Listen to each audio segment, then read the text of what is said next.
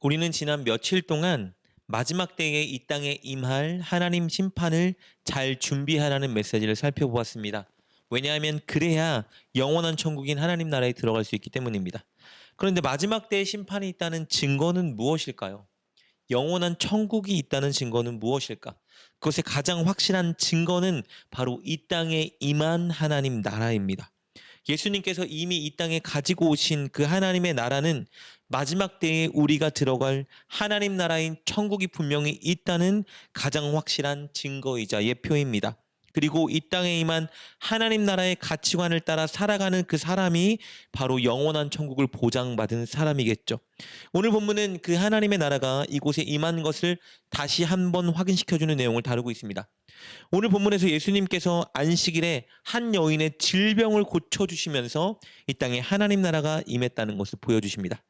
귀신이 무려 18년 동안 이 여인을 짓누름으로 인해서 이 여인의 척추가 구부러져 있었습니다. 그래서 이 여인은 전혀 몸을 펼 수 없는 고통에 처해 있었습니다.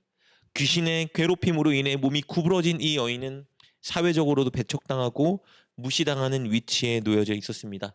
누가복음에서 말하는 가난한 자입니다. 예수님이 바로 이 여인의 질병을 고쳐주십니다. 12절 13절 말씀입니다. 예수께서 보시고 불러 이르시되 여자여 내가 내 병에서 놓였다 하시고 안수하시니 여자가 곧 펴고 하나님께 영광을 돌리는지라. 예수님께서 이 여인의 질병을 고쳐주시는 장면을 보면 이 여인에게 가서 고쳐주시지 않고 이 여인을 불러 다가오게 하셔서 병을 고쳐주시는 것을 보게 됩니다. 이 여인을 불러 당신께로 오게 하셔서 안수하고 고쳐주신 것이죠. 예수님께서 이렇게 행동하신 중요한 이유가 있습니다.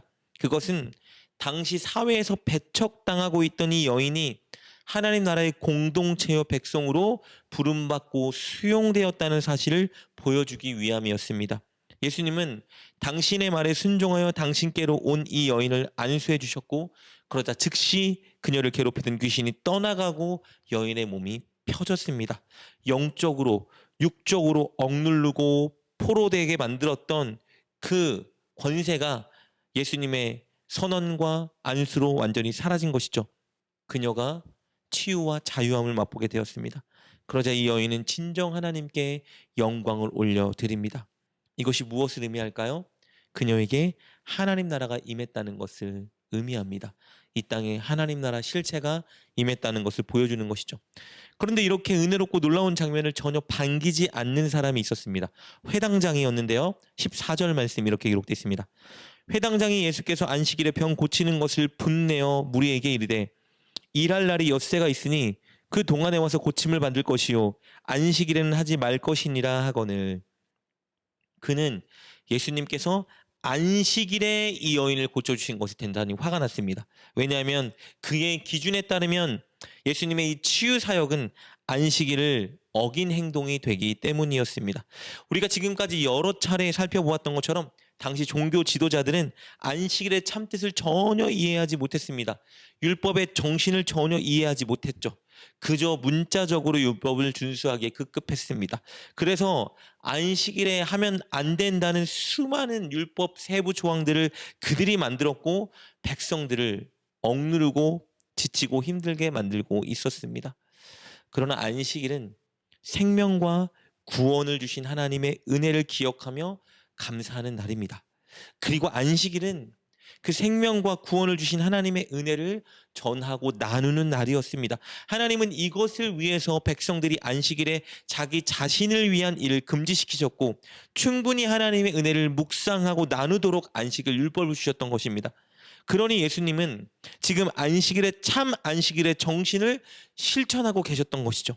18년이라는 긴 세월 동안 억눌려 전혀 안식을 누리지 못하던 이 여인을 치유하여 진짜 이 여인이 안식을 누리게 만드셨습니다. 생명과 구원을 그 여인에게 주신 것이죠.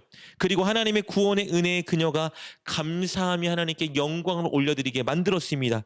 진정한 안식일의 의미가 되살아난 것이죠.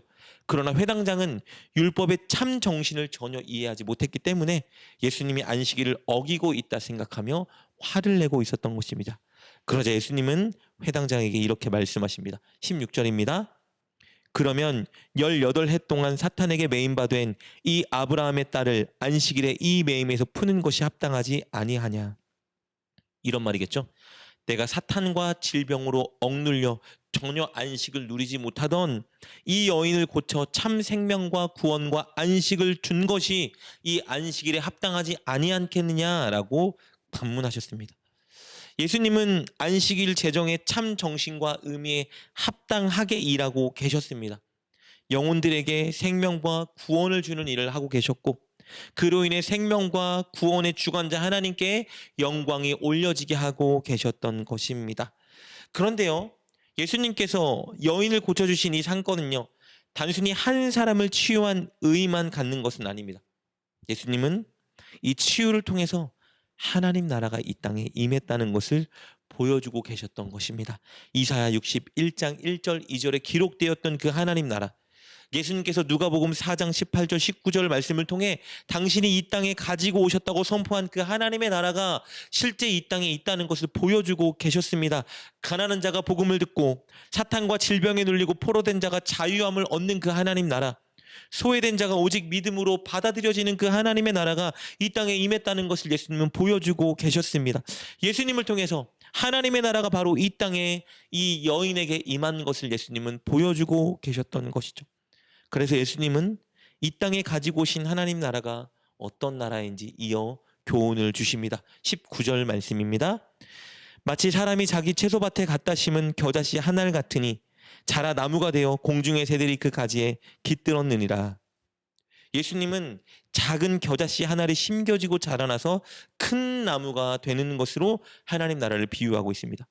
겨자씨, 아주 작은 그 씨가 심겨지고 자라 나무가 되면 그 나무에 수많은 공중의 새들이 깃든다 말씀하십니다.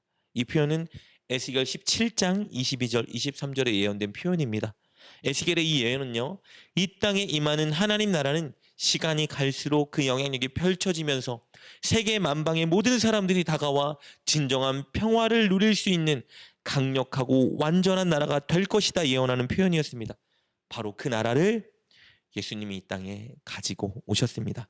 예수님은 당신이 가지고 오셔서 지금 이 여인에게 임한 그 하나님의 나라가 세계 만방에 퍼져나가게 될 것이다 선언하고 계신 겁니다.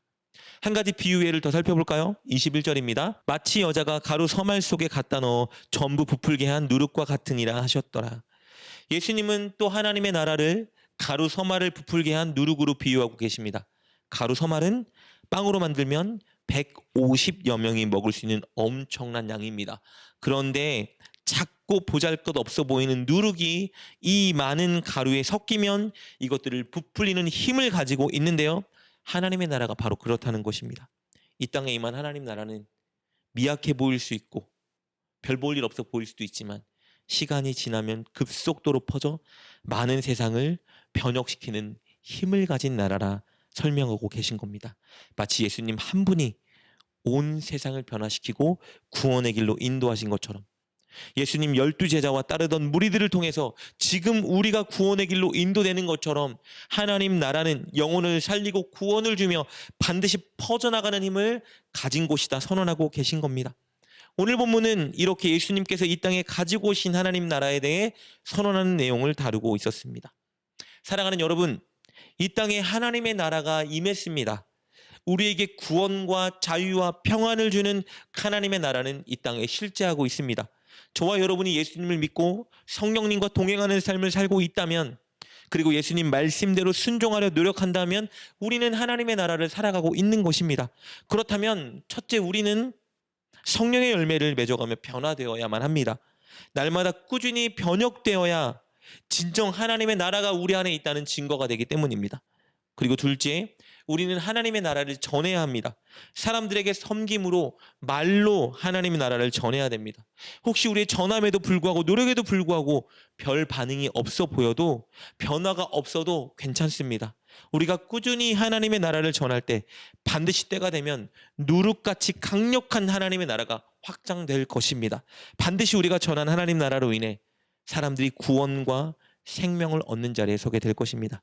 그것을 확신하시고 오늘도 하나님 나라에 살며 하나님 나라를 전하는 여러분 되시기를 주님의 이름으로 축복합니다. 기도하겠습니다. 하나님, 우리를 하나님 나라로 초청하셔서 참 자유와 구원을 주시니 감사합니다. 우리가 그 은혜를 누리며 살아갈 수 있도록 늘 하나님 나라에 살게 하여 주옵소서. 하나님의 말씀을 따르며 하나님의 통치를 받는 우리가 되게 하여 주옵소서. 그리고 포기하지 않고 그 나라를 많은 사람들에게 전하며 하나님 나라를 확장시키는 도구가 되게 하여 주옵소서. 예수님의 이름으로 기도드립니다. 아멘. 오늘 말씀을 통해 깨닫고 결단한 것은 무엇입니까? 그것을 붙들고 하나님께 기도합시다. 그리고 그렇게 실천하며 하루를 살아가는 여러분 되시길 주님의 이름으로 축복합니다.